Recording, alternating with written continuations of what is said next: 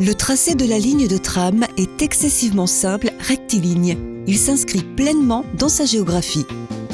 Il emprunte et souligne la vallée de l'Isère en s'inscrivant sur les piémonts de la Chartreuse, puis, après une inflexion au niveau de la Bastille et une entrée emblématique dans Grenoble par la Porte de France, c'est celle du Drac et du Vercors qui l'épouse.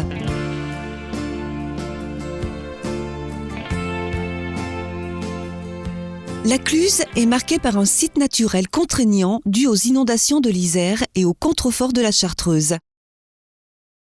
Au gré de la maîtrise de ces contraintes, l'urbanisation s'est déroulée progressivement et de manière hétérogène. L'histoire de Grenoble est militaire. Casernes et fortifications ont ponctuellement laissé la place à de larges tènements, urbanisés d'un seul tenant et laissant une empreinte forte dans le paysage urbain.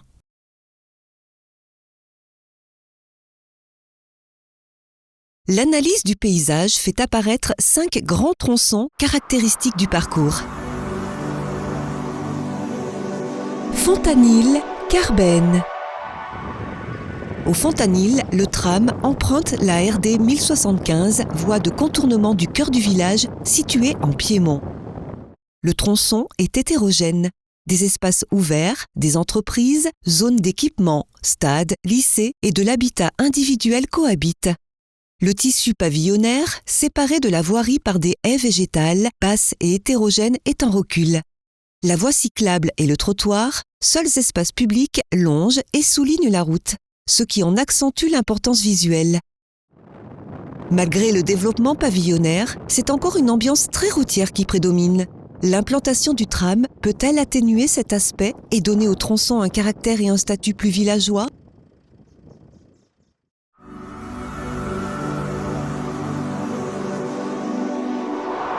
Carbène, Buysserat. Alternance de secteurs urbains et d'espaces verts de grande qualité paysagère, souvent patrimonial, qualifie l'espace. Le secteur urbain, principalement dédié à l'habitat, est très hétérogène. Maisons bourgeoises 19e, bâtiments traditionnels dauphinois, pavillons et grands ensembles témoignent d'une urbanisation progressive dans le temps.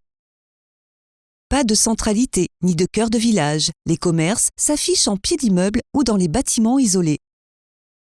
L'espace, bordé d'un bâti en retrait de voirie, est très ouvert sur les paysages, mais peu structuré. Placettes, massifs et stationnements sont simplement juxtaposés les uns à côté des autres. Parcs privés et espaces verts publics, présents sur le côté chartreuse de l'axe, caractérisent et rythment ce secteur. Ce sont les parcs de Rocheplaine, de la mairie de Saint-Égrève, du Fiancet, le domaine de Saint-Hugues et les espaces publics du Pont de Vence. Le parc du Fiancet, avec son plan d'eau qui ouvre une large perspective sur la vallée de la Vence, s'articule entre la RD 1075 et le massif de la Chartreuse. Il s'impose comme un parc d'enjeu intercommunal. Sa lisibilité depuis l'axe de tramway est un des enjeux paysagers de l'implantation de la ligne.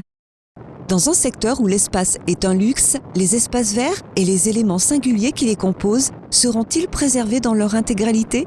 Quelle sera leur lisibilité depuis le tramway ?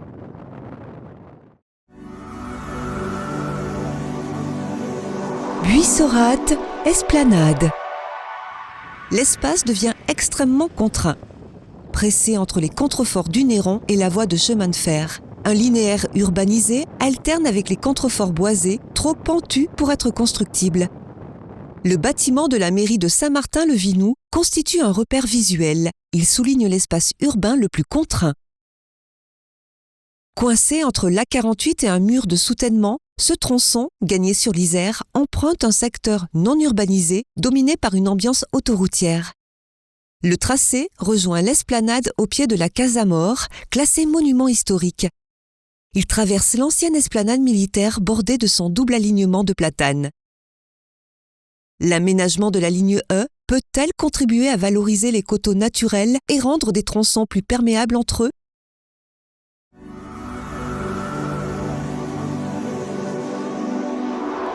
Esplanade du Bedou.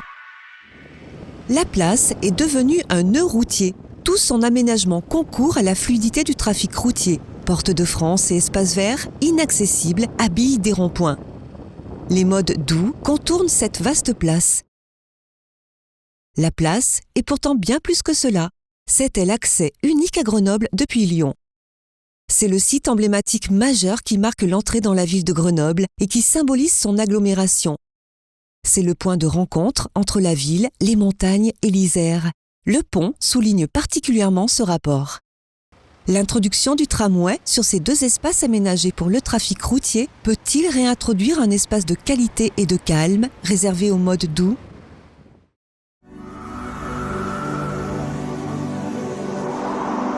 Du Bedou, Louise Michel.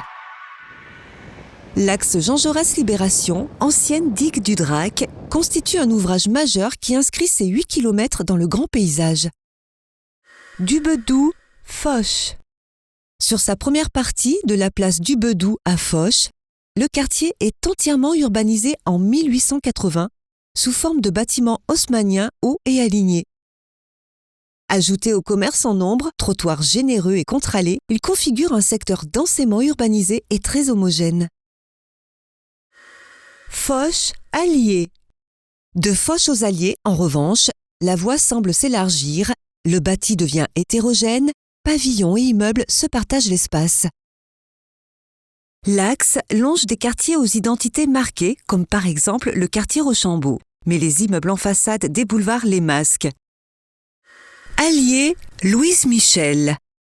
Sur la troisième partie, qui relie les Alliés au rondeau, le tissu bâti se dédensifie et devient incohérent. Espaces commerciaux cohabitent ça et là avec pavillons début 20e.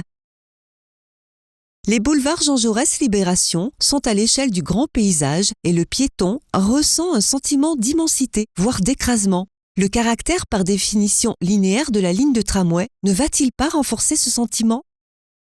Quels seront les effets d'entraînement de la ligne ? Les ambiances de quartier, la dominante végétale du secteur Louise Michel seront-elles préservées ou révélées ?